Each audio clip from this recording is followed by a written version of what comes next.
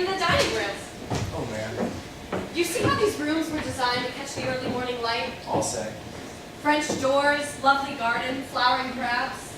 Do you like gardening? Used to. Imagine having a long, leisurely breakfast in here. As opposed to instant coffee on these internet. Exactly. You know, this is a room after my own heart. I grew up in a dining room like this. Same sort of furniture, everything. So did I. Well, here we are then. Welcome home. What are they asking you again? Make an offer. I think they'll come down. Trouble is, we'll never use this room. Oh, now. We won't. The last two houses we lived in, my wife used a dining table to store laundry. Oh, dear. Maybe you should have shown me something more contemporary. That does mean something farther out. How long have we got to find you a home? One day. And how long will the corporation keep you here after we found it? 6 months to a year. Oh, then definitely we should look farther out. You can look at the kitchen as we leave. You should have shown me this first. I thought it was something to go by. You've spoiled everything else. Oh, well, we'll find you a home if we've got all day. But wasn't it a lovely room? Let's go, we're all buying. And the dining room. Yes. Notice how we gravitate right to this room. I know it. You sure Mother doesn't want any of this in Florida? She hardly has room for what she's got. She wants us to take turns without fighting. We'll draw lots then. Unless one of us wants something and the other one doesn't. I've got to do this today. You think that's enough time to divide up a whole house? I have to get back south. We'll draw lots. Here. We'll use this saucer. You get the spoon. You get the room. You mean you want to start here? Gotta start somewhere. You mean you want the dining room? Yeah. What happened to the stuff you had? Jane took it. It was part of our settlement. If you win, where will you put it? That's my promise, no? I thought you had a tiny apartment. I will find a place. I mean, your children won't want it. Probably not. So where on earth? Come on. Choose. You don't want it. Of course I want it. But don't you already have a perfectly good dining room? Not as good as this. So you want 2 dining rooms? I give our old stuff to Debbie. To Debbie. She's our oldest child. Does Debbie even want a dining room? She might. In a condominium? She might. In Denver? She just might, Arthur. I don't want to fight. Which hand? Are you planning to put it in storage? I might. I checked on that. That costs an arm and a leg. Well, so does shipping it to Denver. Good morning, Annie. I know what'll happen if you win. What? You'll end up selling it. Selling it. It'll kick around for a while, and then you'll end up calling a furniture dealer. I am absolutely amazed that you would say that. I don't want to fight, Arthur. Neither do I. Maybe we should defer the dining room. Maybe we should. Good morning, sir. Good morning, Annie. Selling it? Is that what you told Mother I would do? I told Mom you could have a coffee table if I could have the dining room. I would be lucky if I get to keep this spoon. You could have the coffee table and the piano if I could have the dining room. Annie, Yes, sir. did I find a seed in my orange juice yesterday morning? I strained it, sir. I'm sure you did, but nonetheless, I think I may have detected a small seed. I'll strain it twice, sir. Seeds can wreak havoc with the digestion, Annie. Yes, sir. They can take root and grow. Yes, sir. I'm sorry, sir. Daddy, Yes, good morning, Lizzie Boo. Daddy, can Charlie and I. Charlie and I come sneaking one for breakfast? You certainly may, Lizziekins. I'd be delighted to have the pleasure of your company provided. I said provided. You sit quietly without leaning back in your chairs and don't fight or argue. He says we can. I said you may, sweetheart. Good morning, Daddy. Morning, Dad. Here's your cream, sir. Thank you, Annie.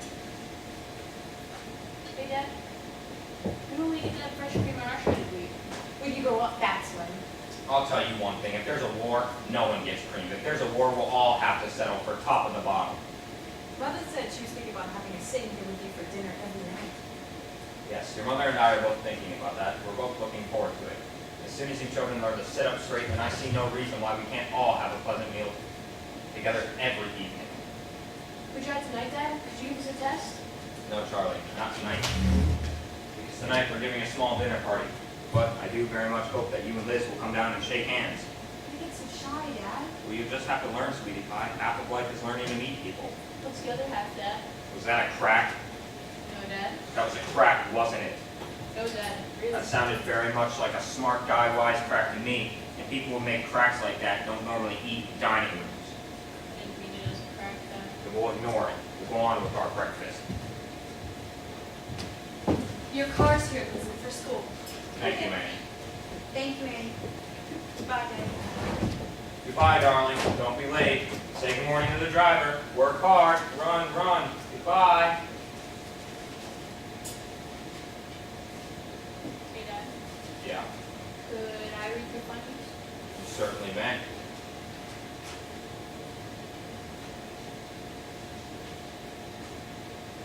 Ugh.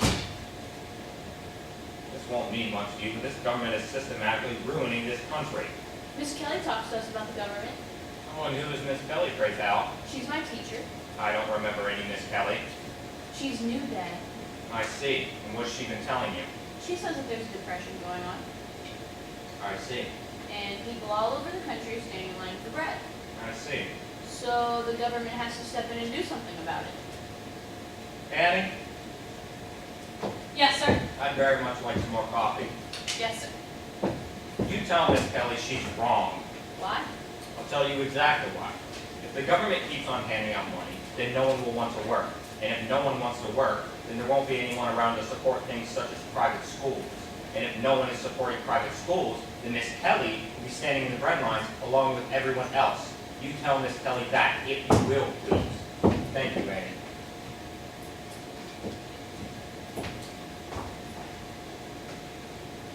Hey, Dad. Could we maybe leave a little earlier today? We'll leave when we always leave. But I'm always late, Dad. Nonsense. I am. Yesterday I walked in during assembly while everyone was listening to hymn. A minute or two late. Everyone looked at me. Will you tell everybody to concentrate on that hymn? I can't.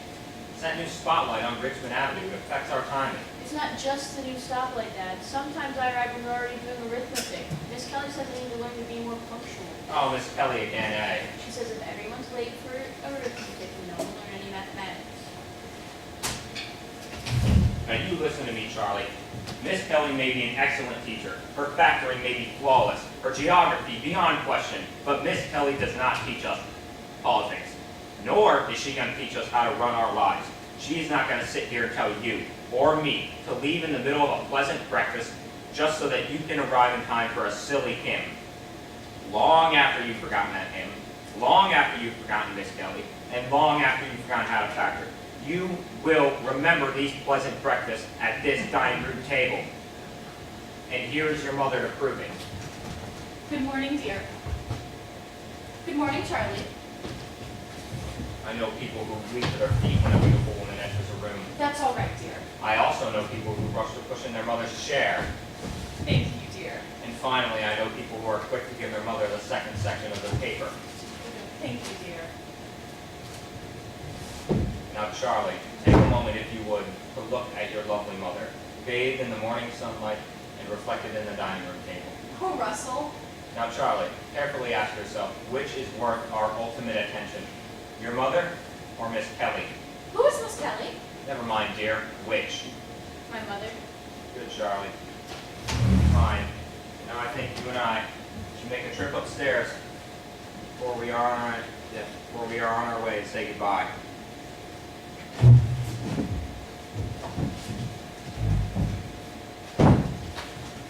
Good morning, Annie. Good morning, Mrs. Tell Irma all the coach checks this morning. Please, Annie. Yes, Mrs.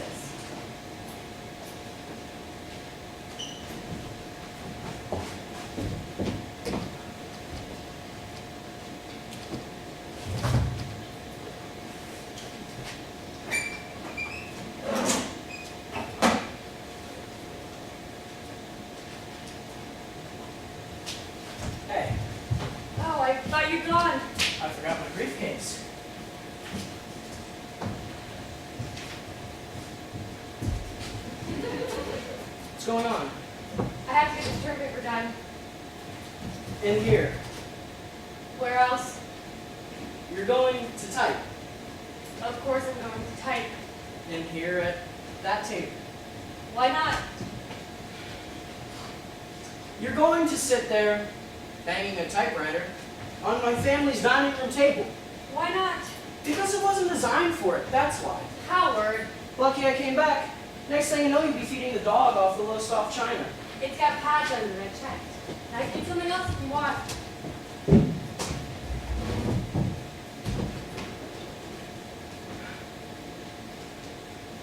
You're not going to use those placemats. I thought I would, yes. Those are good placemats. We haven't used them in 10 years. Those are extremely good placemats, Ellie. Mother got those in Italy. All right. I'll use these. Mind if I use these? We put pots on them. We can surely put a typewriter. Yes, missus? I was wondering if anything might have happened when I poached eggs, Annie. Irma's cooking 2 more, missus. 2 more? The first 2 fell off the plate while she was buttering the toast. Has she been drinking again, Annie? No, missus. Tell me the truth. I don't think so, missus. I'd better go see. A simple matter of 2 poached eggs. Honestly, Annie, sometimes I think it's better if we just do things ourselves. Yes, missus. Don't you have a plan to catch? It's kind of hard to work while your husband is hovering over you like a helicopter.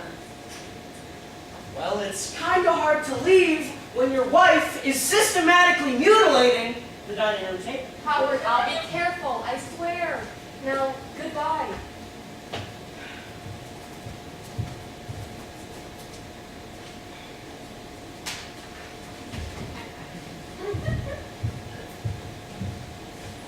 Why don't you please work somewhere else? I'd like to know where, please. What about the kitchen table? It doesn't work, Howard. And the last time the kids got peanut butter all over my footnotes. I'll set up the bridge table in the living room. It wouldn't matter. I'd have to tear it down whenever you and the boys want to watch a football game. You're going to leave it there? I thought I would, yes. All that shit all over the dining room. It's a term paper, Howard. It's crucial for my degree. You're going to commandeer the dining room for the rest of the term. It just sits here, Howard. It's never used. What if we want to throw a dinner party? When have we ever thrown a dinner party? What if we want to have a few people over, for Christ's sake? Then we'll just eat in the kitchen. Oh, Jesus. Everyone does nowadays. That doesn't make it right. Howard! Let me get this done. Let me get a good grade on my term paper and my master's degree so I can be out of here every day. What the hell? Why don't I just turn it into a tool room every night?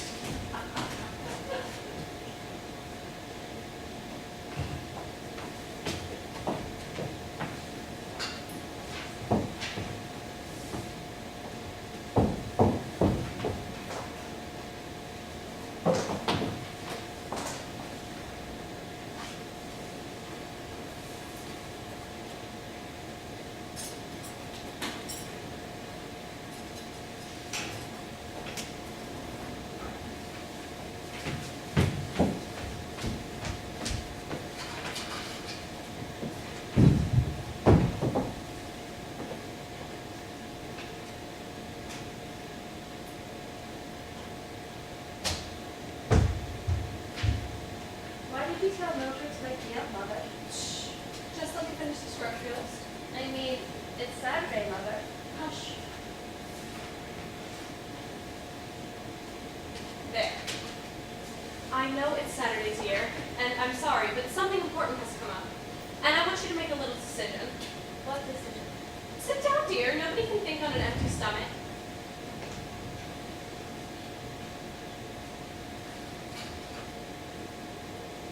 Now, guess who telephoned this morning?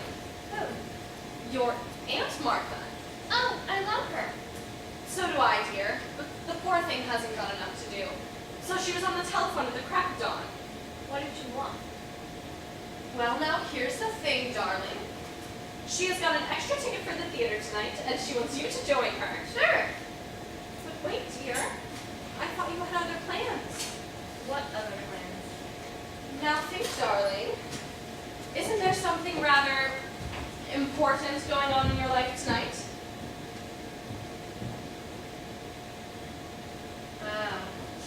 Am I right or am I right?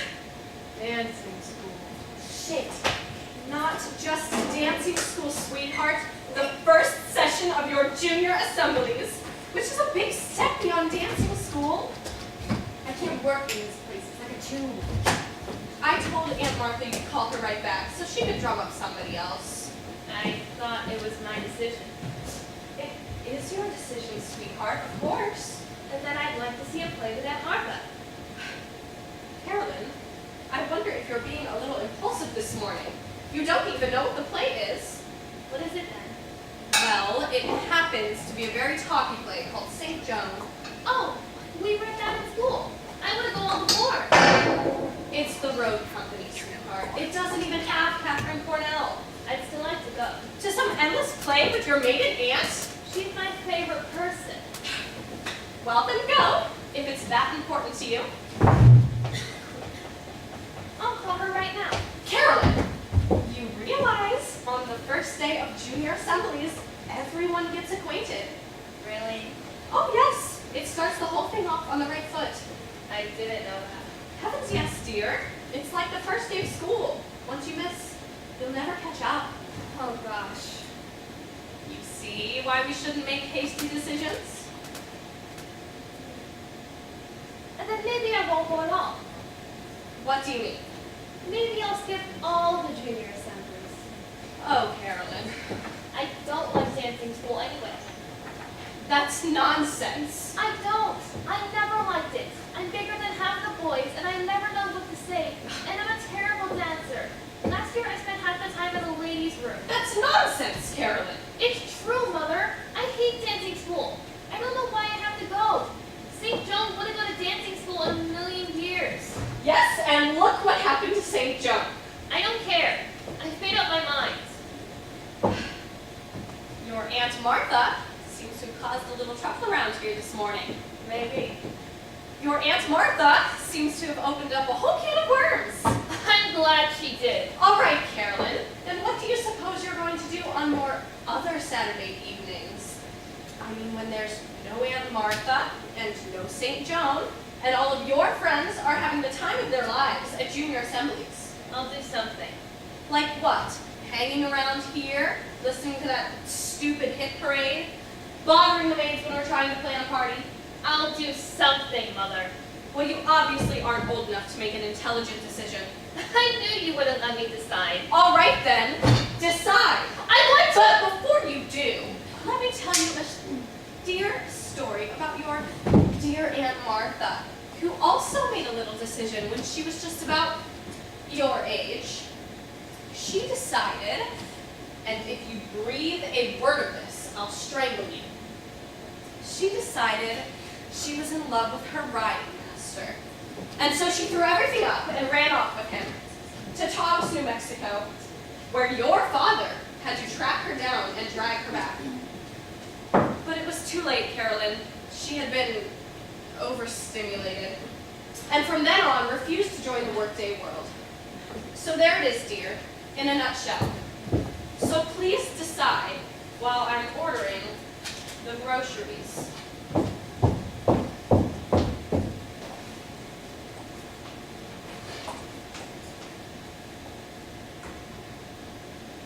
I've decided, Mother. Good. I hope you've come to your senses. I've decided to talk to Aunt Martha. Carolyn, you've got a doctor's appointment. No, you've got riding lessons at noon. No, we'll skip the riding lessons, but Carolyn,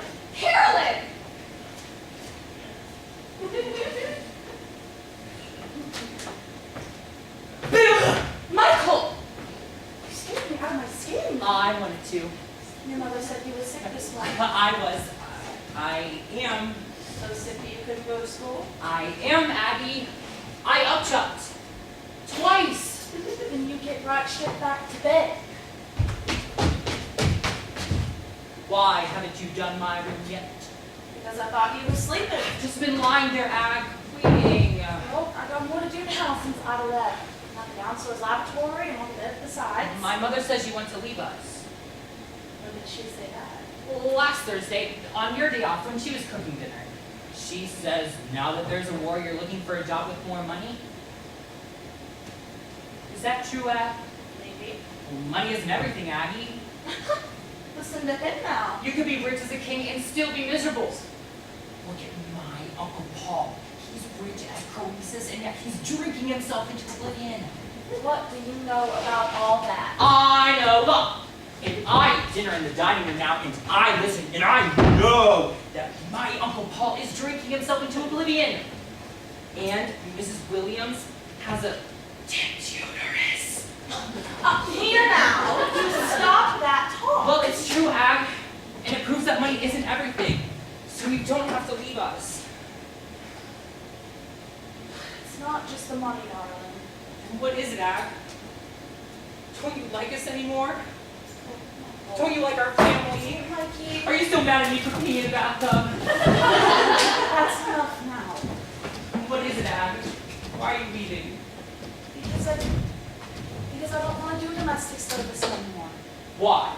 Because I don't like you no more, Mike. That's because Ida left and you have too much work to do, Ab. No, darling. I'll help you, I swear. I'll make my own bed and pick up my towel. And I'll try to be much more careful when I pee. Oh, I love you, lad. No, really, I will. And I'll tell my parents not to have so many dinner parties. I'll tell them to give you more time off. I'll tell them to give you all day Sunday. No, darling, no. I'm serious, Ag. I know, darling, I know. So when will you be going then, Ag? As soon as your mother finds someone else, She can't find anyone, Aggie. she will. She will. She says she can't. They keep showing up with dirty fingernails and dyed hair. So you gotta stay, Ag. You can't just leave people in the lurch. I'll stay until you go away for the summer. You're gonna get married, aren't you, Ag? Maybe. That guy you told me about from church? Maybe. You gonna have children? You will. I know you will. A boy of your own. Will you come back to see us? Like this. No, you won't. I will. Surely. You'll never come back, Ag. I'll never see you. Ever. Michael, come here. No. Come here and give Aggie a hug. No, why should I know? Just a hug for old time's sake. Go on your own, kid, Agnes! I've got work to do. I have a whole stack of homework to do. I'm missing a whole day of school. Michael! Okay, there's your dining room, Doctor. There it is. Big room, light room, commodious room. One of the reasons we bought the house. One of the reasons we should consider breaking it up. Breaking it up. Hold on, relax. The patient trusts the psychiatrist, doesn't he? So why can't the psychiatrist trust the architect? Now, here's the ground plan of your house, and here's what you're stuck with for the moment. And here with these approximate dimensions of your dining room. I see. Now just suppose we start with a clean slate. Suppose we break out this, throw that out, open this up here, slim a beam in here, take out all that, and what do we have? I'm not quite sure. Oh, we don't have a dining room anymore, that's what we don't have. Oh, where we eat. Look, I'm putting in an eating area right here. See the fridge, the kitchen units, the Cuisinart, the butcher block table, chrome chairs. Look at the space, the flow. Wife cooks, kids at the table, you stack the dishes. All right here, democracy at work in your own home. Now, let's review your day. Come down for breakfast. Everyone's making his or her own thing. Eggs, cornflakes, Pop-Tarts, whatever. You eat, chat, read the paper, then you come into your reception room. Do you have a nurse or a receptionist? No, I'm just a humble shrew. Well, you come into your reception, you adjust the magazine on the table right here, maybe add your newspaper to the pile, then you walk through the soundproof doors to your office. You turn on the stereo console here, select the book from the wall unit here, and sit behind your desk module right here. You read, listen to music, and soon a patient arrives. You buzz him in through the soundproof door after setting your book aside. He comes in, hops on the couch here, tells you his dream, you look out the window here, and he leaves. You write him up, and as soon as it's time for lunch, you walk through here to the kitchen, eat with with the wife, one of the kids, stroll back in here for a nap. Then more buzzes, more patience, and soon it's time for a good, easy, cooperative supper with your family. But not in the dining room. No, not in the dining room. This room is a residence. So does a church. That doesn't mean you have to live in it. Look, I know where I speak. I grew up in a room like this. Oh, really? Oh, sure, this is home turf to me. Yeah. My father sat in a chair just like that. My sister here, and my mother here. I sat right here. Oh, it all comes back.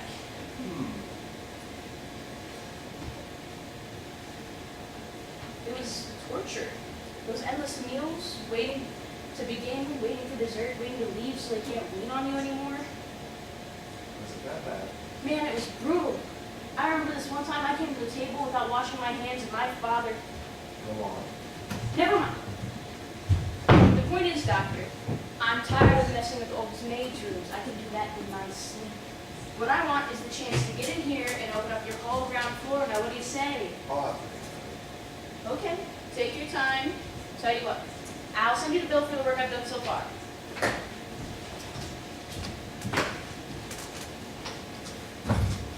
Good. And I'll send you mine.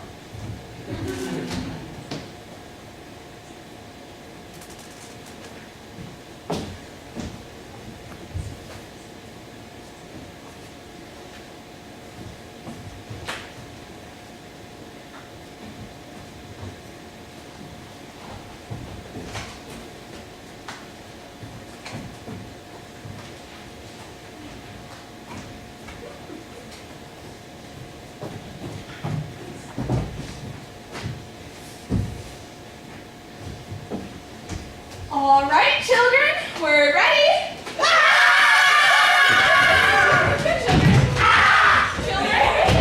Children, this is a dining room, not a monkey house at the zoo. All right then, I guess I'll just have to cover for it and get all the ice cream takeaway.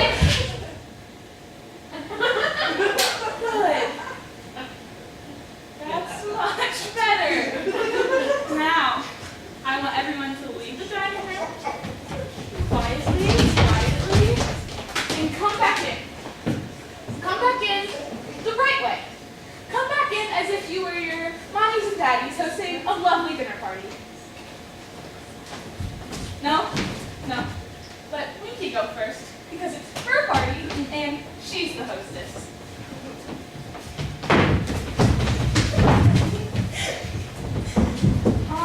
No, Billy, you sit by Winky. It should be girl, boy, girl, boy.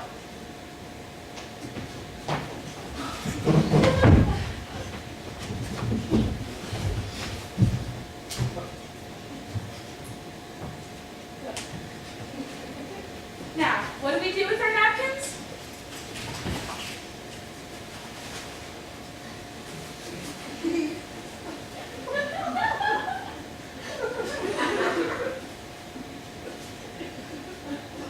Exactly. We fold them and tuck them under our chins.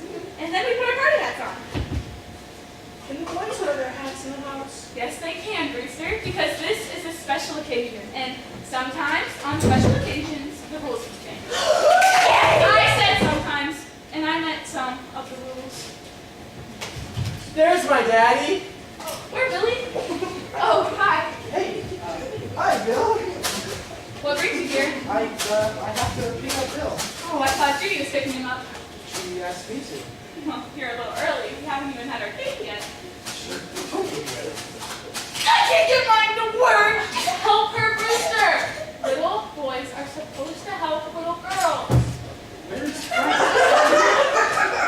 Coughing. Where else? on Winky's birthday? Don't get me started, please.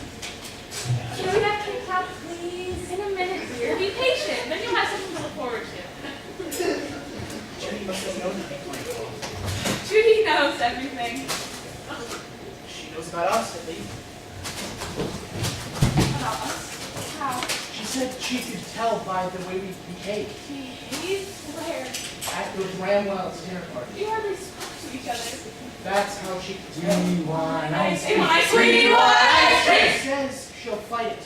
tooth and nail. Fight what? We haven't done something. She wants to nip it in the bud. Ice cream! Ice cream! Now, Roberta's very busy in the kitchen, so who would like to help her bring stuff out? All right. Tell you what, Billy, you bring out the cake, and Sandra, you bring out the ice cream. Careful, walk, don't run. And be polite to Roberta, she's working very hard in there. Winky, Brewster, you'll have other responsibilities. For instance, Brewster, when Billy and Sandra reappear through that door, what will you do?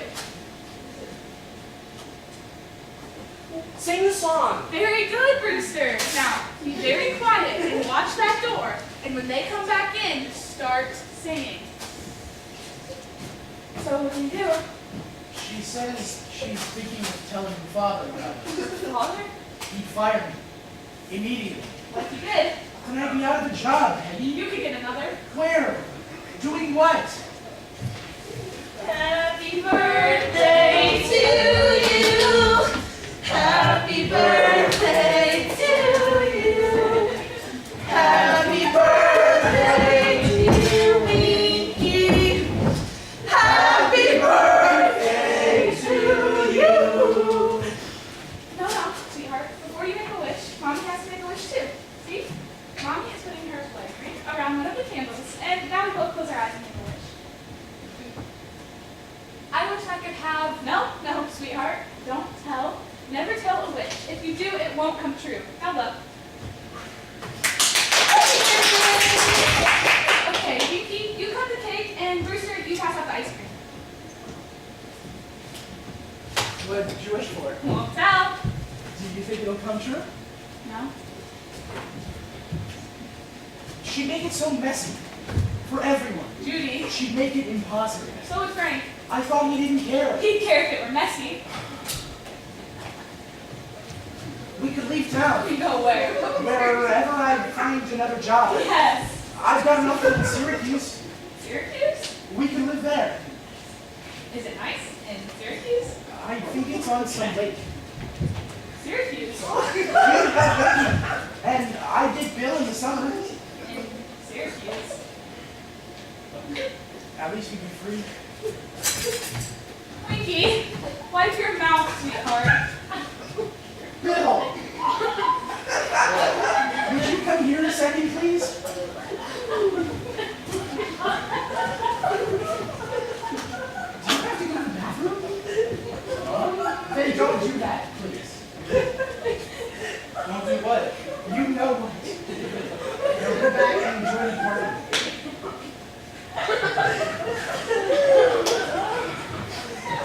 Sorry. I grew up here You didn't. to just pick up stakes. I know. I mean, this is where I live. Me too. We'll just have to behave ourselves then. Oh, stop. We'll just have to be good. Okay. And if we're seated next to each other, we'll have to make a conscious effort. We won't be seated next to each other. Judy will see to that. For a while. For quite a while. Mommy, we're finished. Oh, thank you, darling.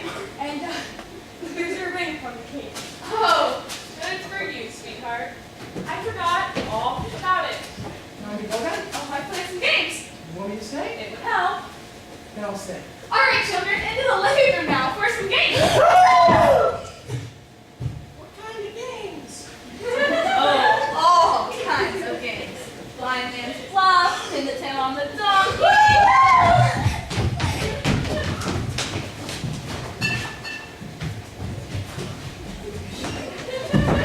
I'll get them started. Would you? I appreciate Roberta. I'll be the donkey. Stop. I'll be the ass. Stop or I'll scream.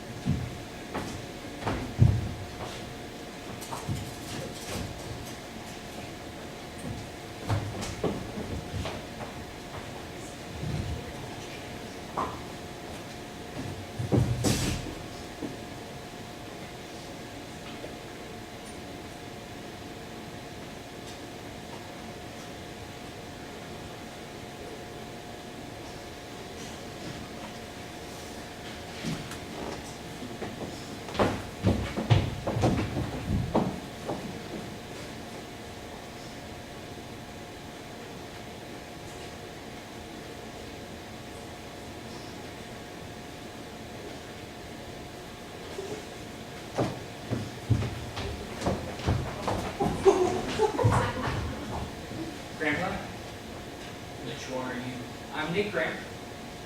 And what do you want? To have lunch with you, Graham. Then you're late. I went down to the club. Who said I'd be at the club? My parents. My parents said you always eat there. Lately I've been coming home. Yes, sir. Don't know half the people at the club anymore. Rather be here, at my own table. Dora takes care of me, don't you, Dora? Yes, sir. Well, you tracked me down anyway. That shows some enterprise. Bring them some lunch, Dora. Yes, sir. Thank you, Graham. So you're Nick, eh? Yes, I am. You the one who wants to go to Europe this summer? No, that's my cousin Mary, Graham. You the one who wants the automobile? Says he can't go to college without an automobile? No, that's my brother Tony, Graham. And what do you want? Well, I don't really want. Everyone who sits down with me wants something. Usually it's money. You want money? Yes, sir. For what? My education, Graham. Education, eh? That's a good thing. Or can be. Doesn't have to be. Can be a bad thing. Where do you want to be educated? St. Luke's School in Litchfield, Connecticut. Never heard of it. It's an excellent boarding school for boys. Is it Catholic? I don't think so, Graham. Sounds Catholic to me. I think it's high Episcopalian, Graham. Then it's expensive. My parents say it's a first-rate school. Your parents say. Yes, and they looked at all the boarding schools and decided that this is the best. They decided, eh? Yes, sir. And they decided you should get your grandfather to pay for it. Yes, sir. Another one leaving the nest, Dora. Yes, sir. Taking a piece of the nest egg. Yes, sir.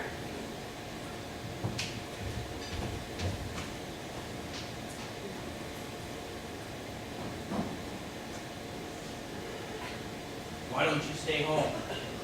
Me? You. Because I want to broaden myself. You want to what? I want to broaden my horizons. My horizons need broadening. I see. And help me interesting new friends. Don't you have any interesting friends here? Oh, sure, Graham.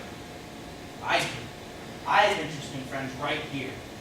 I know a man that builds boats in his basement. But I know a man that plays golf with his wife. But I'll meet different types, Graham, from all over the country, from New York to California. Why would you want to meet anyone from New York? Because they're more sophisticated, Graham.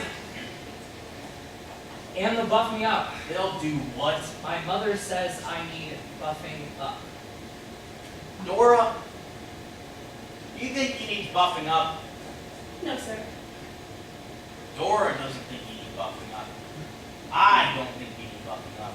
You have to give us better reasons. They haven't been flattened there. I see. And?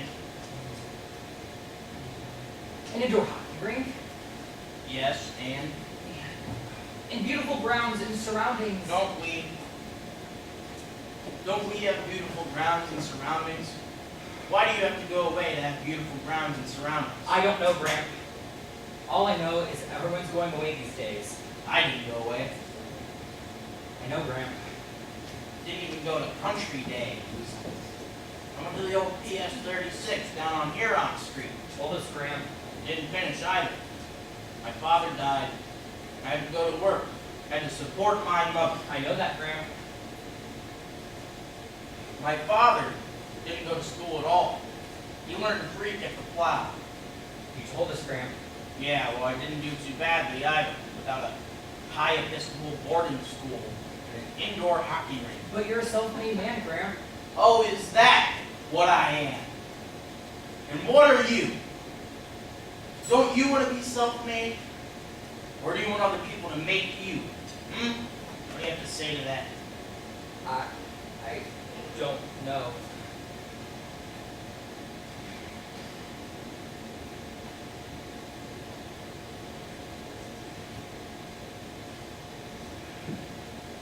Everyone wants to go away. Me? I went away twice. Took 2 vacations in my entire life. First vacation, I took a week off of work, went to Hot Springs, Virginia, to marry your grandmother. I bought this table. Second vacation. Europe, 1928. Again with your grandmother. Hated the place. Knew I would. Miserable meals. I took a trunk load of shredded wheat along. Came back when it ran out. Back to this table. They're all leaving us, Dora. Scattering like birds. Yes, sir. This one wants to go to one of those fancy New England boarding schools. He'll play ice hockey indoors with that crowd from Long Island and Philadelphia. He'll come home talking with marbles in his mouth. We won't understand a word, Dora. And we won't see much of him either. He'll go visiting in New York and Baltimore. He'll drink liquor in the afternoon. Get mixed up with women that wear lipstick and trousers. Whose only thought is the next dance. And he wants me to pay for it all. Is that right? No, Grandpa. I want to stay here with all of you. Finish your greens. They're good for your lower intestine.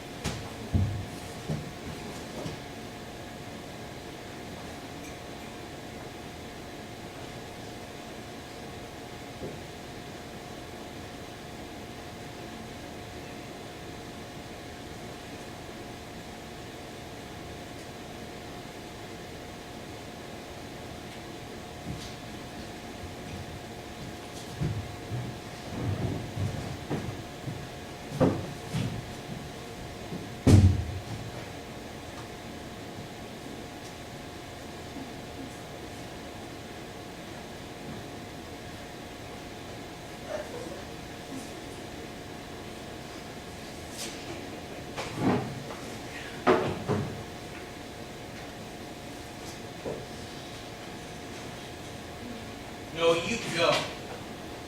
You've got to go. I'll send you to St. Lucy's and Betsy to Miss Whatsy. And young Andy can go to whatever it's called. Mary can go to Europe, and Tony can have a car, and it's all fine and dandy. Go on. See the world. Enjoy yourselves, all of you. It's bound to happen. But you know we'll be sitting here right when you get back? You know we'll be sitting right at this table? Some Irish fella. Some Jewish gentleman. He'll be saying the same thing to his grandson. And your grandson will be back at the plow. Come to think of it, that's not such a bad thing either, is it, Dora?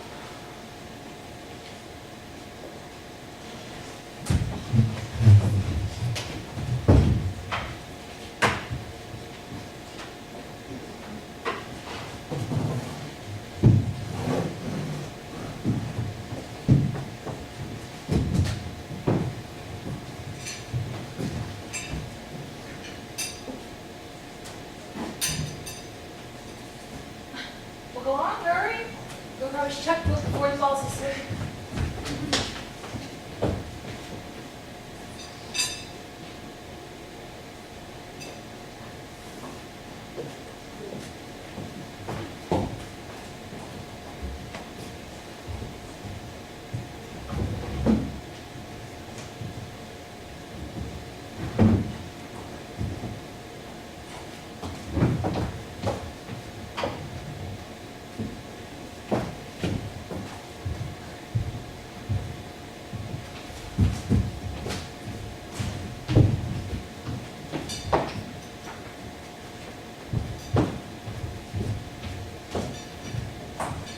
What do you think? You're in trouble. Dear, I knew it. It's becoming unglued, I know the feeling. coming apart at the seams. Do you think it's hopeless? Let me check the tape. It shakes very badly. I had a few friends over here tonight to The chairs creaked and groaned. It was like having dinner at Pompeii. Checking the joints here. It's all very sad. How things run down and fall apart. I used to tell my husband, my ex-husband, that we have such lovely old things. We should wax them. We should oil them. We should keep them up. But, of course, I couldn't do everything, and he wouldn't do anything. And here you are giving us the coup de grace. Hey, look at this. What? Look under here. I don't dare. I'm serious, look. Wait till I find my glasses.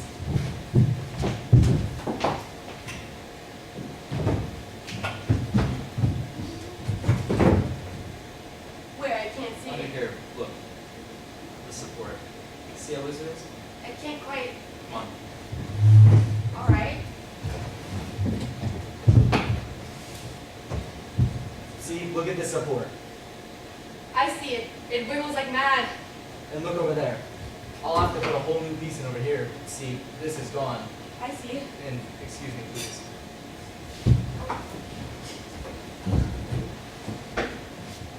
This pedestal's loose. Probably needs a new dowel. I'll have to rip it out and put in another. You think so? Oh, sure. In fact, your whole dining room needs to be re-screwed, re-glued, and renewed. Huh. What's the matter? I've never been under a table before. Oh, yeah? It's all just wood under here, isn't it? That's all it is. I mean, you'd think a dining room table was something special, but it isn't underneath. It's just wood. It's just a couple of big white boards. That's right. What's this? What's what? Well, you'll have to come back under to see. There's some writing burnt in the wood. Where? Right here. Freeman's Furniture, Willits Bar, PA, 1898. Oh, that's the manufacturer's mark. 1898. That's what it says. That's not so old. Not if it was made in 1898. That's not old at all. That's not even an antique. It's just American. There's a lot of these around. They used to crank them out at the end of the 19th century. Well, what I done? For years, we've been thinking it's terribly valuable. Well, it is in a sense. It's well made. It's a solid serviceable copy based on the English. Well, I'll be darned. You learn something new every day. I bet you know a lot about furniture, don't you? I'm beginning to. Beginning to. I bet your father was a cabinet maker or something. My father was a banker, A banker. and I was a stockbroker until I got into this. I don't believe it. Sure, I decided I wanted to see what I was doing and touch it and see the results, so I took up carpentry. I'm amazed. I mean, I know some stockbrokers. Is this the support that's bad? That's the one. What if you put a nail in here? Not a nail, a screw. All right, and maybe another one over here, or maybe some household cement. Well, they have these epoxy glues now. All right, and maybe put a matchbook or something in here. Not a matchbook. A wedge, a wooden wedge. Good idea. See, I can do it too. So, will you be taking the table away, or could you fix it here? I can fix it here if you want. Might make more sense. My husband used to ask for written estimates, materials, and labor. I'll write one up. Suppose I helped on the labor. I've never worked that way. I should learn. I shouldn't be so helpless. Okay, why not? And besides, it's not even antique, so if I mess up, it's not the end of the world, is it? Not at all. So we're a partnership. We should have a drink to celebrate. Okay. What should we have? Something snappy like a martini? No, I get those at the stock market.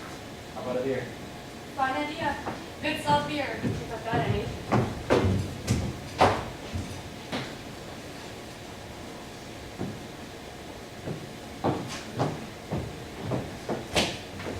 I've got the plates, Miss Driscoll. You've got your hands full with that turkey.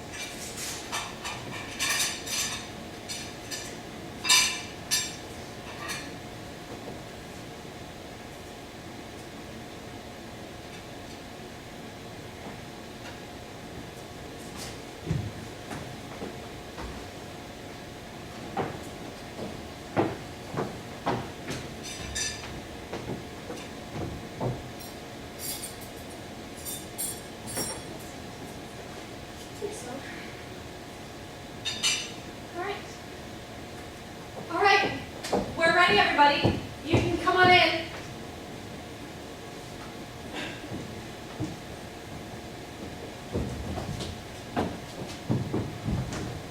Now, Mother, you sit next to me. And Fred, you sit on Mother's left. And Benny sits opposite, you can see. And Nancy and Beth, you move down to the table. There we are. What's the matter? I'm not quite sure where I am. You're here, Mother. Your own dining room. Here's your table, and here are your chairs, and here's the china you got in your champagne. And here's the silver hand company that Father used to use. Oh yes, but who are these people? I'm not quite sure who these people are. It's me, Mother, Stuart, your son. It's Brad, Ben, Nancy, and Beth. We're all here. I'll get the turkey. That might help her focus. Miss Driscoll's here too, Mother. Right in the kitchen where she's always been. And your grandchildren, all your grandchildren are here. You watched them. First day at the kids' table, now they're back in English football. But remember, Mother, Oh yes. and here's Nancy with her. Put her right over here, Nancy.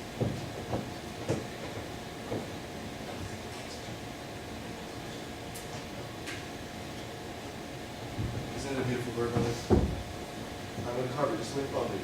You can see the breast in the back of the desk, just as always. Just as always. And Fred will get the drumstick, am I right, Fred? And Beth gets the wishbone, and Ben ends up with the Pope's nose on right now. Save some for Miss Driscoll. I always do, Nancy. It's just what's the signature.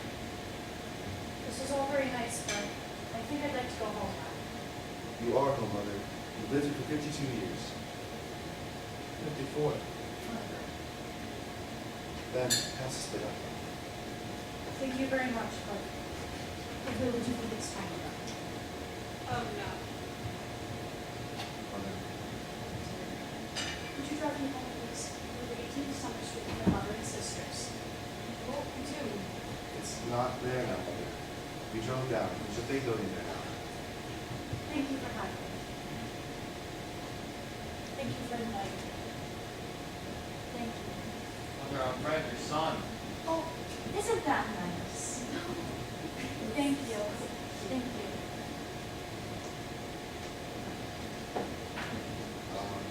Quickly. Fred, Ben. Over here. Let's sing it. She likes singing. You always has to sing whenever she goes. I need my gloves. Does anyone see my gloves? I can't go out without my gloves. What song? Can't remember your name of the song? Sure you can. Come on. I need my gloves. I need my hat.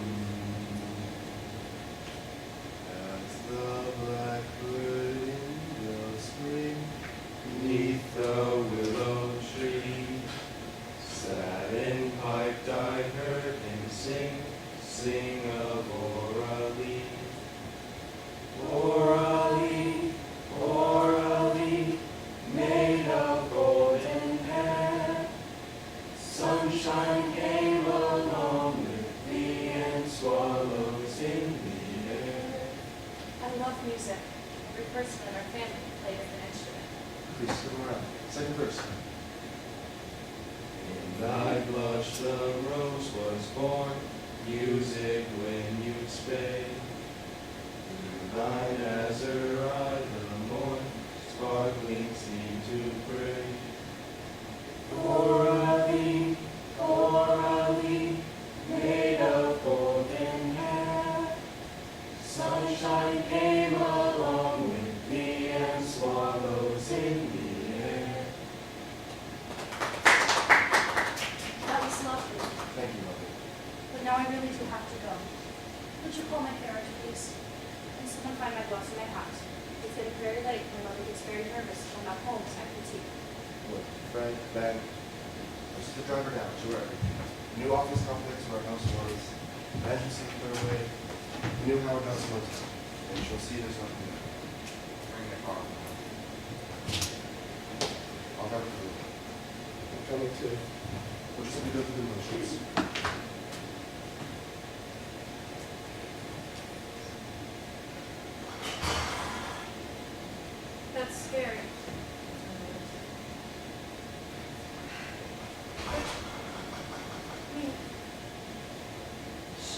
right by him.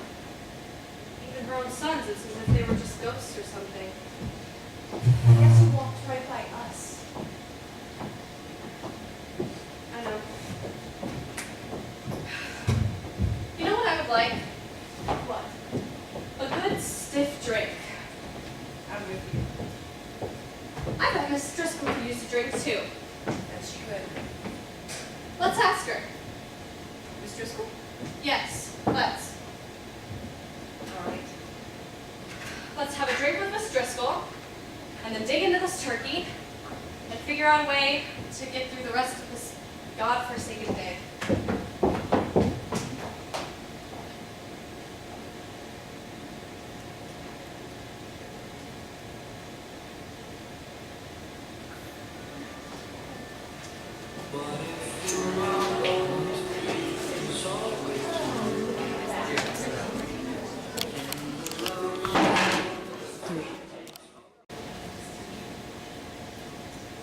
Mom? Mom? See, I told you she isn't home. Where is she? She works at a boutique 4 days a week. And my father's away on business in Atlanta or Denver, somewhere. Anyway, I'll show you where they keep the liquor. My mom's always there when I get home. Always. Bummer. And if she isn't, my grandmother comes in. The liquor's in the pantry. Oh. Hey, Nita. What? This room. That's our dining room.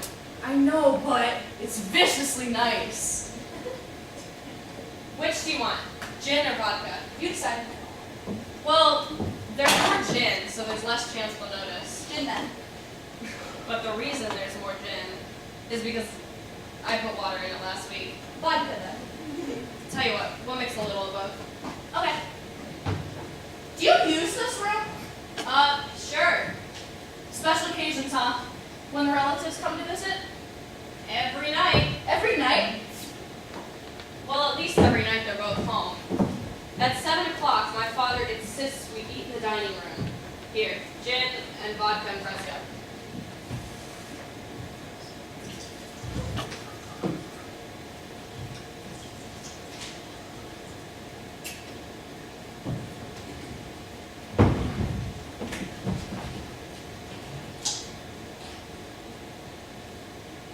It must be nice eating here. Yeah, sure. We have to lug things out, lug things back, and nobody can begin until everything's cold.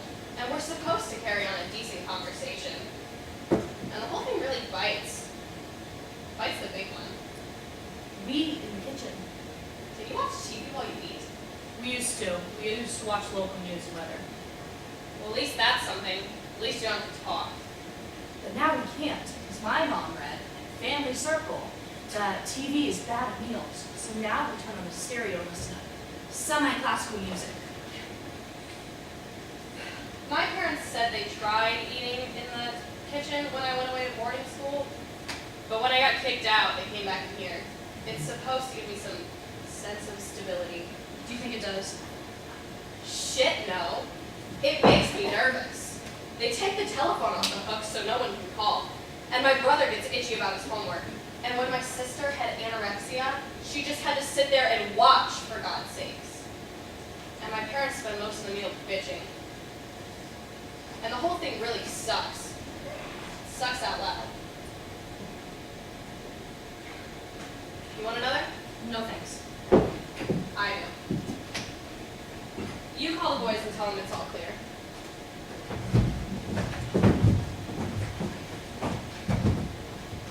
Sarah, Yeah? when the boys come over, can we have our drinks in here? In the dining room? I mean, wouldn't it be nice? Sitting at this shiny table with Eddie and Dwayne, drinking gin and vodka and fresca? No way. Absolutely no way. In here? I get all uptight in here. Come on. Jesus, Helen. Boys in the dining room? You really are a wimp sometimes. I'm here, Gordon. I made tea. Tea? Tea. Why tea? Because I like it. I love the work. Would you like something else? No thanks. Oh, go ahead. I'm all over that. We even have a big house and I never touch it. No thanks, Kate. Well, I can have tea. It's good. It's all right. I ought to be getting back. Please, hold it. Tea. All right.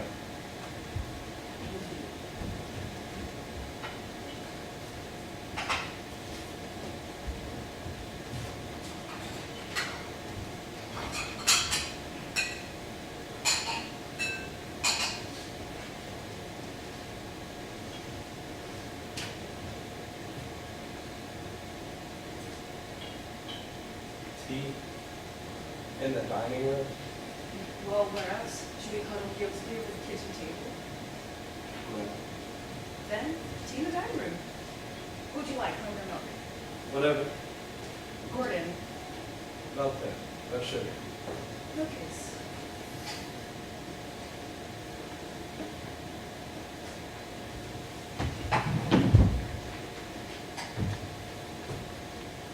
Well, sit down for heaven's sake. I thought I heard a sound. Oh, really? What sound did you hear? A distant lawnmower? A faulty burglar alarm? I thought I heard a car. Oh, really? A car on this godforsaken street? Should we rush the window, cheer, wave flags? Go easy, Kate. Well, I doubt very much that you're going to come up. It stopped. The sound? The car. The car stopped. All right, Gordon, so you're going to call a stop. It's not Ed's car, is it? Because Ed, as you know, will know, it's in Amsterdam, or Rotterdam. Who gives a damn? And that's Tuesday. Now, please, sit down. It's a tea, Prince.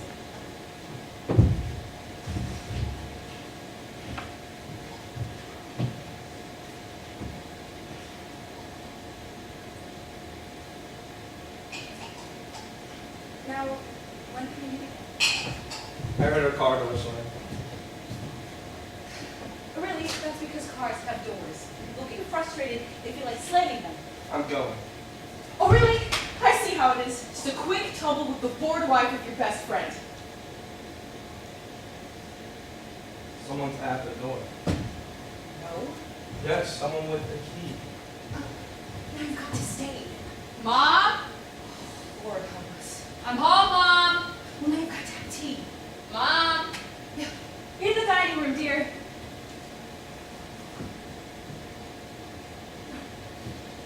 Darling! How did you get here? I took a cab from the bus station. Well, you look marvelous, taller than ever. Say hello to Gordon. Hi, Chris. Welcome home. Hi. Is that thing to join Deerfield? Not to shake hands, not to call people by name. Hello, Uncle Gordon. Hi, Chris. When did you get here, my love? I expected you Saturday. I got honors. Honors? You get 2 days early if you get up over 85 average. But then you should have telephoned. I wanted to surprise you. I better go. No, nonsense, nonsense. Have some more tea. Chris, have some tea here. Or would you like a Coke? I was taking a nap when Gordon stopped by and we thought we'd have some tea.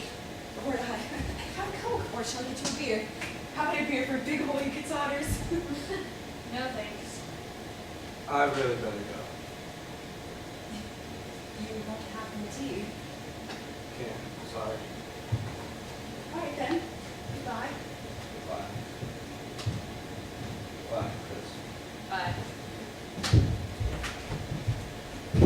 He wanted to talk to me about stocks. I inherited some stocks that he thinks I should sell him, so he stopped by. Where's Dad? He's in Europe, darling. So I think I wrote you. He'll be home too soon. Oh, Mom. And what do you mean by oh, Mom? I'd like to know, please, what you mean. I happen to be having tea, Christopher. It happens to be a very old custom. Your mother, grandmother, used to have tea at this very table with the very same china every afternoon. All sorts of people this time. I'd come home from school, and there she'd be, serving tea.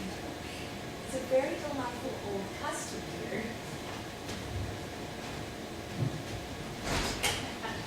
Where are you going? Where are you going? We don't just walk away. Christopher, I I'm your mother in the least I deserve.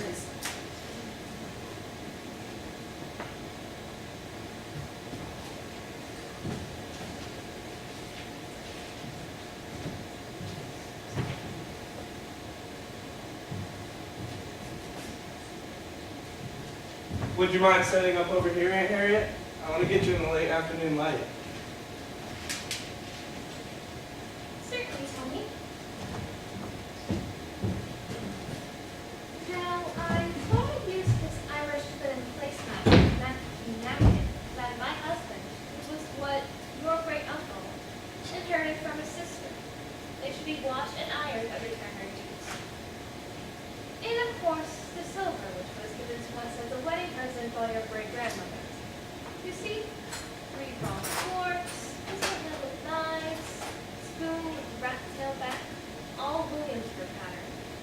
They should be polished at least every 2 weeks. Now this is Staffordshire, as is the butter plate. All of this is bone. The wine glasses are early Steuben, but the goblets and finger bowls are both waterproof. None of this goes in the dishwasher, of course. It's all far too delicate for excursions. Finger bowls? Why, yes. Our side of the family always use finger bowls to clean the salad and dessert. Would you show me how they work? Certainly, dear.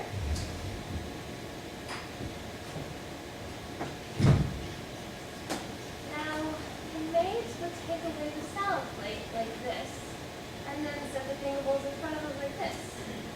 They would be filled approximately halfway with cold water, and there might be a little rose floating around in it, or a silver lemon. Our napkins would be on our laps like this, and then we would dip our fingers into the finger bowl. Gently, gently, and then we would wiggle and shake them out, and then we dip our napkins, and then our lips, and then they could take them away like this, and then in would come a nice sherbet or chocolate mousse. Thanks, Aunt Harriet. That was terrific. You're welcome. Now, Tony dear, tell me what this was for again. I didn't quite understand over the telephone. This is a classroom project for Amherst. Oh, projects. In what way? Anthropology, actually. Anthropology? Heavens! What does that have to do with this? Well, you see, we're studying the eating habits of various vanishing cultures. For example, someone's doing the Kakayas of Northern Kenya. And my roommate's doing the Cree-Indians of Saskatchewan. And my professor suggested I do a slideshow on us. Us? The WASP of Northeastern United States. I see. You can learn a lot about the culture by the way it eats. Such as what? Well, consider the finger bowls, for example. There you have an almost neurotic obsession with cleanliness, reflecting the guilt which comes from the last stages of capitalism. Or notice the accumulation of glass and china and the compulsion to display it, or even the subtle hint of aggression in those pistol-handled knives. I think I'll ask you to leave, Tony. Aunt Harriet. I was going to invite you to stay for a cocktail, but now I won't. Please, Aunt Harriet. Out, right now, before I telephone long distance to your mother. Vanishing culture, meant I forbid you to mention my name in the classroom or show a glimpse of my personal property. And you can tell that professor of yours I have the right gun to drive down to Amherst with this pistol-handled butter knife on the seat beside me and cut off his anthropological balls.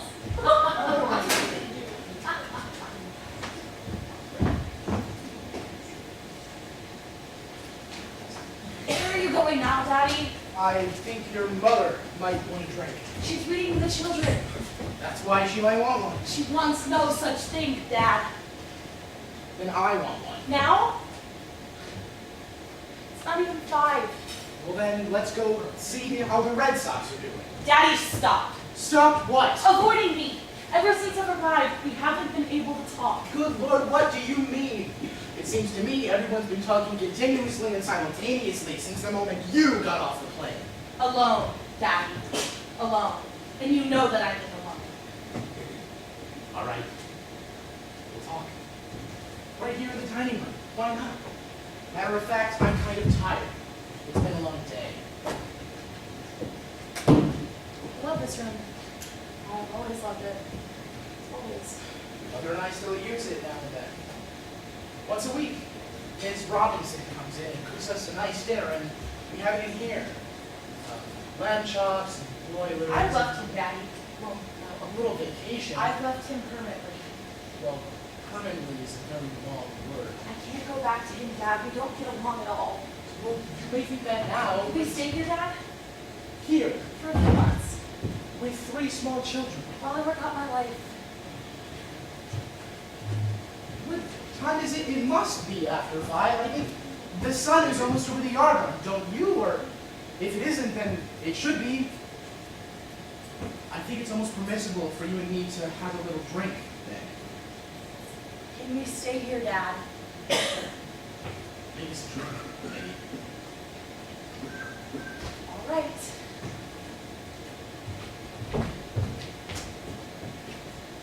I like scotch, sweetheart.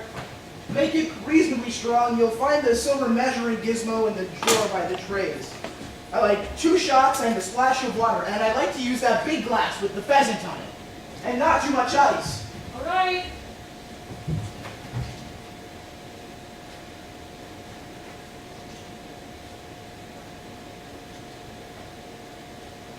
I saw Mimi Mott the other day. Can you hear me? I can hear you, Dad. There she was, being a very good sport with her 3rd husband. Her 3rd, who's deaf as a post and extremely disagreeable. So I took her aside and I said, you hear me? I'm listening. I took her aside and I said, now Mimi, tell me the truth.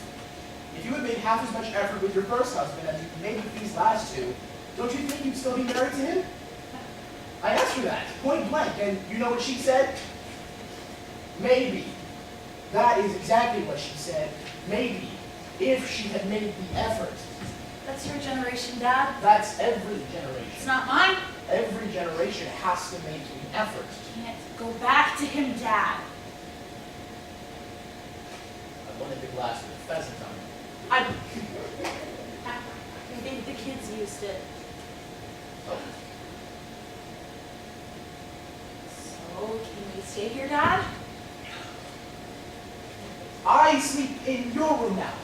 Your mother kicked me out because I snore, and we use the boys' rooms to watch I'll use the TV. guest bedroom. And the children? We can stay on the 3rd floor, in the maid's rooms. We close them off because of the oil bills. I don't care, Dad. We'll work it out.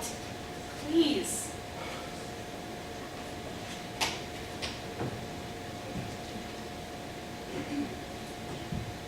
Give it another try first. No. Another try. No, he's already got a girl anyway. Then fly back and kick her out.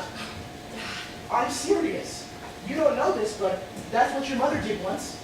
I became romantically involved with Mrs. Shoemaker, and we took a little trip together to Sea Island. And once your mother got wind of it, she came right down and told Betty Shoemaker to get on the next train.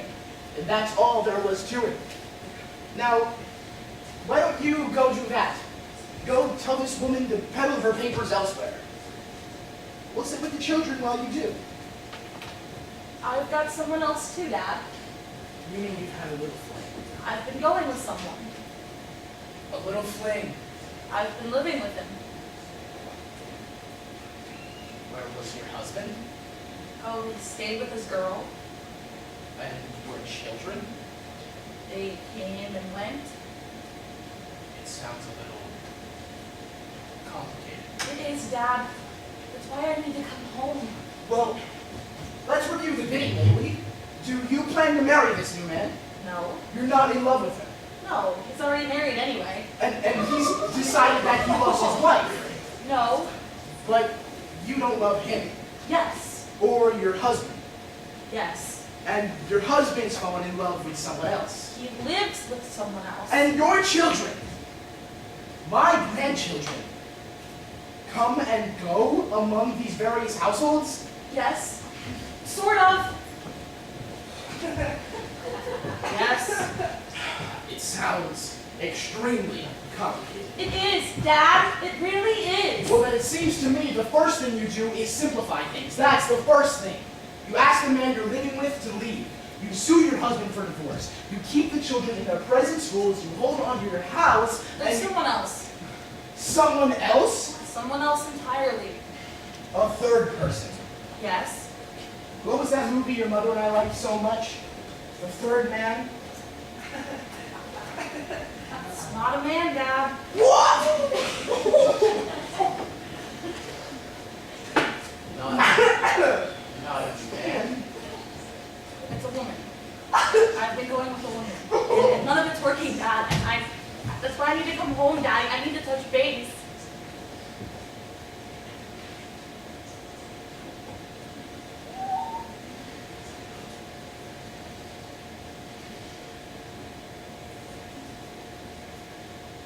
I think I'll have a repair. Would you like a repair? I'll take your glass and I'll get us both repairs.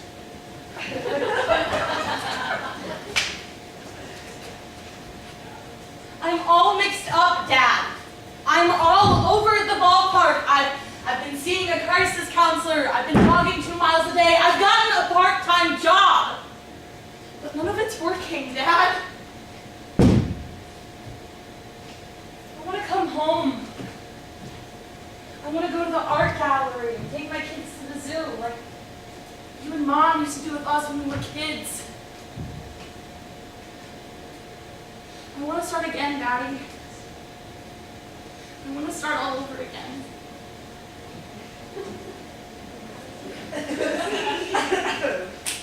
I made one for your mother. And I found the glass with the pheasant on it. In the trash. Someone broke it.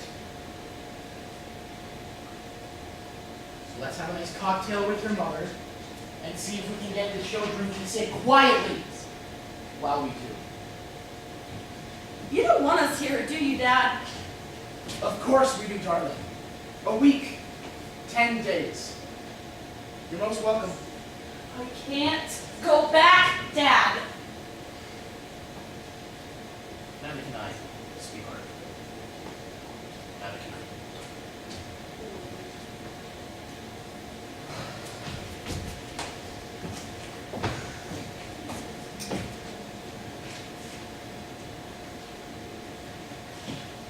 I don't know whether to eat or not. What's the trouble, Mother? I don't know whether to eat or not. Your father and I were having a lovely conversation when all of a sudden the telephone rang and he's been held up in the bedroom talking away ever since. Who's he talking to? I don't know. I don't even know. I think it's someone from the club. Are we gonna eat or not? Oh, I don't know. Richard, Mr. Thatcher is still on the telephone. Could we at least start with the soup? Oh, I don't know. Let's wait 5 more minutes, Bertram. Yes, Mrs. That telephone, I could bring it snack. It should be banned. It should be outlawed between 5 and 8 in the evening. I've got to go. Go? Go where? Out. You mean you can't even have some of Bertram's nice celery soup? I can't even finish my cocktail. Something very bad is happening. Bertram, would you mind very much putting the soup back in the saucepan on a low flame? We'll call you in a minute. Yes, Mrs. Now what on earth is the matter?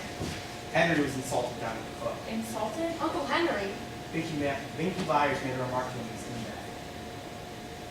Oh no. What did he say, Dad? Yeah, what did he say? I believe I was speaking to your mother. Binky made a remark. Poor Henry was so upset he had to put on his clothes and leave.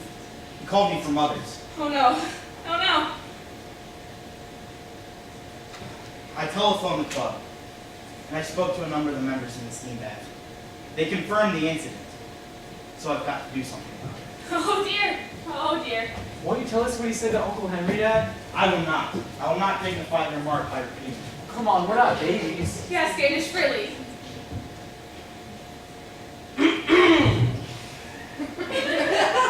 We're not quite ready yet, Bertram. Yes, Mrs. Now go on, Standish. Be frank. After all, this is a family. He said, Claire, I want to live with her. Why? I'm older. Yeah, she should know. Everybody should know. Mr. Byers made an unfortunate remark about your Uncle Henry's private life. I'm afraid you'll have to be more specific here. Mr. Byers, who had obviously been drinking since early afternoon, alluded in very specific terms to your Uncle Henry's personal relationships. What personal relationships? His associations in the outside world. I don't get it. Darling, Pinky Byers must have made some unnecessary comments about your Uncle Henry's bachelor attachments. You mean Uncle Henry's a fruit? I will not have that word in this house. I was just... He got it from school, dear. I don't care if he got it from God. I will not have it in this house. The point is, my own brother was wounded at his club. But what can you do, dear? Go down To your mother's. there. To the club. I'll demand a public apology in front of the entire grill. But if you won't even come to the telephone. I'll have to fight him. I have to. Daddy!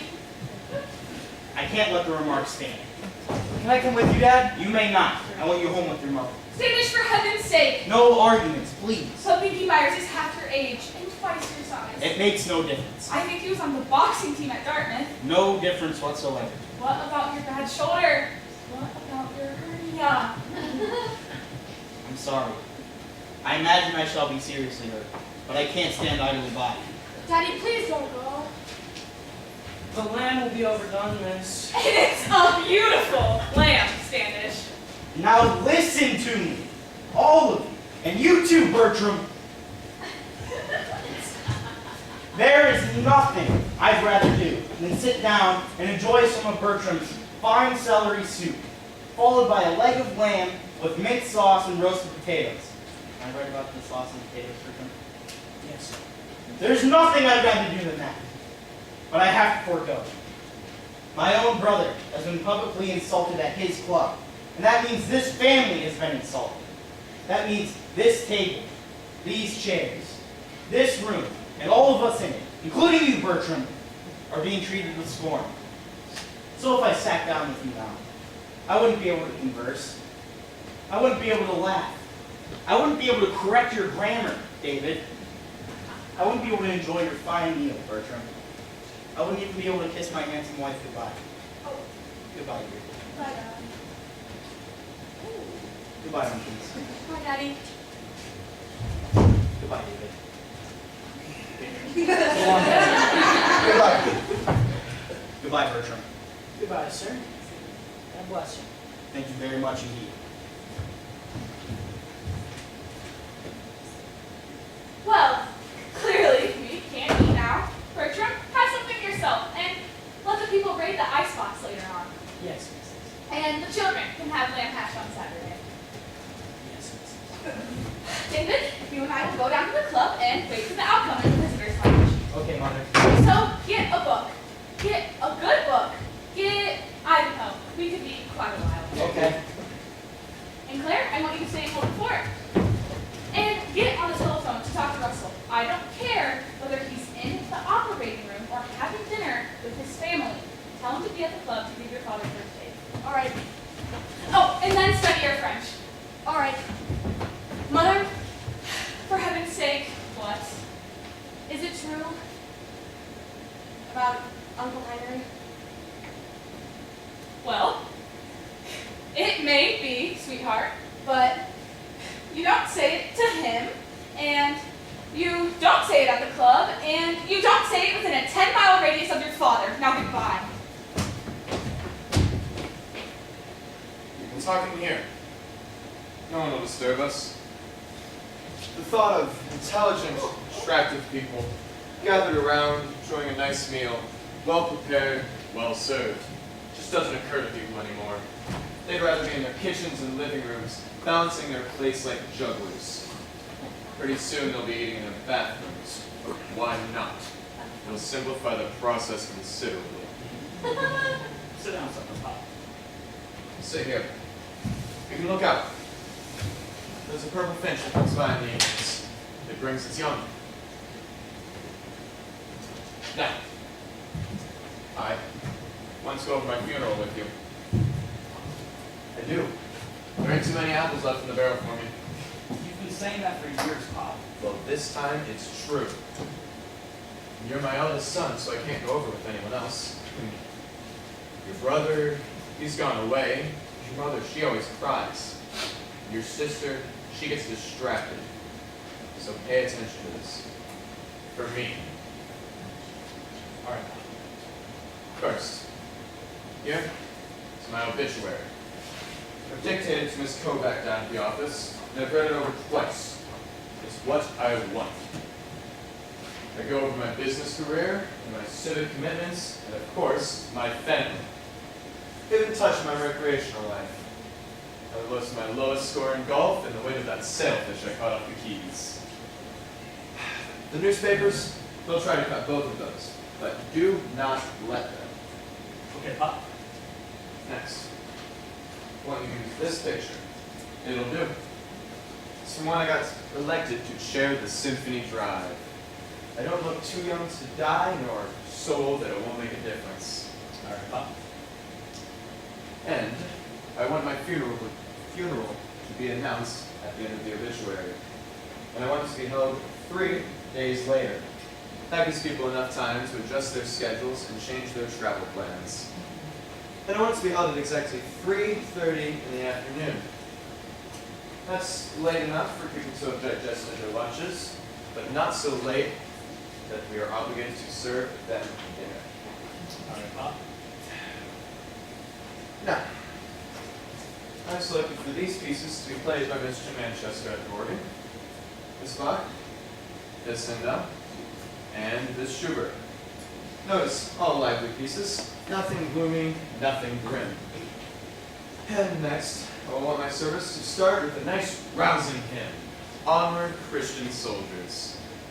And I want it to be followed by a brief, underlined brief, statement by Mr. Fairweather on my life and works. You'll notice how I underlined the word church. Mr. Fairweather will try and squeeze us into the chapel, but do not let me. I've lived in this town my whole life, and I know a great deal of people, and I want them all to feel comfortable. So, if you see anyone milling about the door, go up to them and find them a place. Use the folding chairs if you have to. Is that understood? Yes, Pop. Do you have any idea if you would like to get up and say some words? Me? You. I haven't thought, Pop. Well, don't. You don't want to. But, on the other hand, if you, as my eldest son, were to get up and say a few words on my behalf, Of course I will, Pop. good. Do you have any idea what you might say? No, Pop. Don't make it sentimental, will you? Pop. Brad Hoffmeister's son got up and said some very sentimental remarks the other day, and I didn't like it. And neither would have Brad. I won't get sentimental, Pop. You won't make any wisecracks either, will you? Pop. You have the tendency to do that, Dick. At Marcy's wedding and at your brother's birthday, you got up and said some very flip remarks about the family. Smart guy stuff. Too smart, if you ask me. I'm sorry, Pop. I won't take any cracks. I promise. Good. It's because you love us, don't you? Yes, Pop. You love us. You may live 1,000 miles away, and you may go away every summer. You may be a terrible letter writer, but you love us. You love me. Yes, Pop. Yes. Really. I do. Fine. Next, will be the burial. I want to be just the family. I want to be buried beneath my parents and next to my brothers. Leave room for your mother. Even if she goes on and remarries, she'll be back in the end. Okay, Pop. And afterward, have everyone come back here. But keep an eye on your mother. She makes poor choices when she's in large crowds. For example, do not let her use the good Beefeater's gin, especially when people mix it with tonic water. And after everyone leaves, sit with her. stay here with her, at least for a few days. I will not. I promise. That's my funeral. Living in this dining room, you know? After your mother passes, you'll get this table and these chairs. Now, you should return to your mother. I'll be leaving this folder in my stock box on top of my will and stock certificates. The key will be in the left bureau drawer.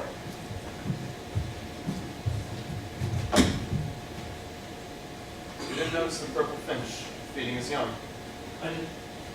while I was talking? That's right. I'm glad you saw it.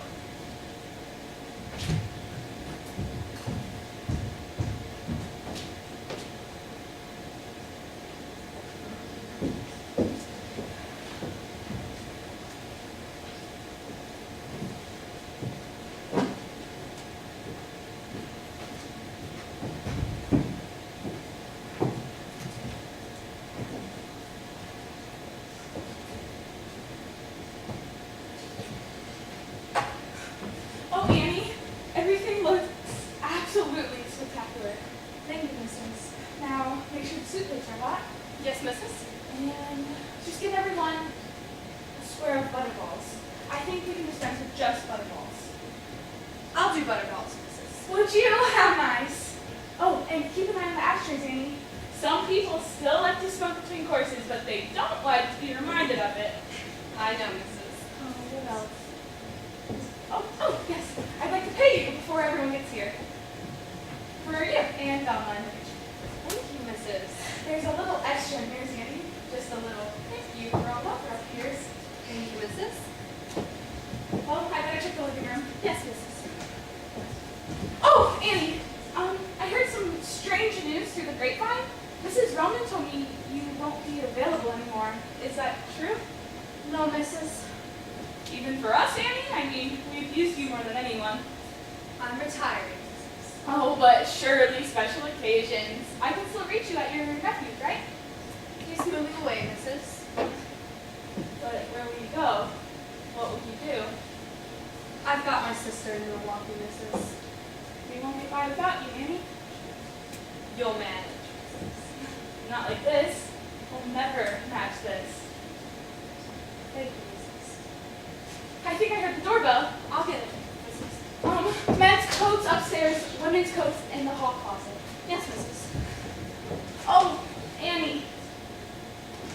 Thank you for everything.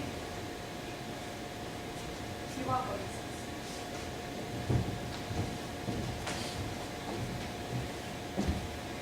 Lately, I've been having this reoccurring dream. We have our dining room back. We're giving this perfect party. And we've invited everyone. Oh, I don't mean just our old friends. I mean everyone we've ever known and liked. We have the man who fixes our Toyota, and that intelligent young couple who bought the Peyton house, and the receptionist at the doctor's office, and the new teller at the bank. And everyone would get along famously. And our children would be invited too. And they'd all come back from wherever they are. And we'd have 2 maids to serve and a first-rate cook in the kitchen. My husband laughs when I tell him this dream. Do you realize, he says, what a party like that would cost? Do you realize what we would have to pay for a party like that these days? Well, I know. I know all of that. But sometimes, I think it might almost be worth it.